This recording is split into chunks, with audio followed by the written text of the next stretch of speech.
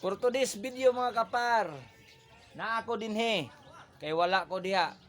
Ayaw kasuko ha. Mga kapar, magbutang tagtimailhan sa atong mga chicken mga kapar. Aron og asam sila madto mga kapar, mailhan natog ato mga kapar, butang tagtimailhan. Let's go. Hello mga kapar, maayong buntag sa tanan ninyo mga kapar ha. Og karong buntaga mga kapar, magsugod na ta og butag marking sa ato ang chicken. Kay sa gagmay pa mga kapar, ato pa ni mga kapar.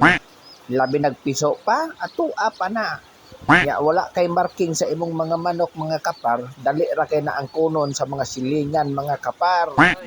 Labi na nga ang atong silingan nagpaabot rag kanus amadako atong manok, kitay nagbahog lahi mukaon mga kapar. Mao nay nakadiferensya sa ato ang lugar dinis Pilipinas mga kapar, kay daghan kayong antik ay kamot mga kapar.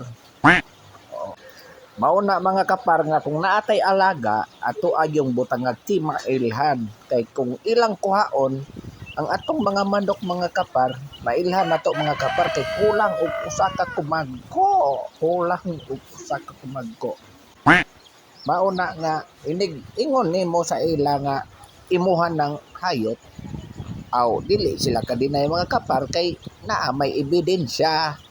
Kung wala, isi-isi na kay nilang kuhaon mga kapar, kay miingon man dayon sila mga kapar nga kamura ba dayon nay manok, o di ba? Mao na lang mga tiil mga kapar. Akong gipagkuhaan mga kapar, kay aron mo na timailhan nga akuan ng mga manuka. Basta way tiil mga kapar, akuan na. Parehaan ni kana dagko naman na. Kung kawato na mailhan ako na mga kapar, kay kulang nag-isa ka kumagko, di ba? Tanawa ninyo. Munay akong mga marking sa akong mga manok mga kapar, mo nang maibaw-an ako kung ilahang kawaton. Og diha ra kutob mga kapar, daghang salamat sa inyong pagtanaw sa akong YouTube channel.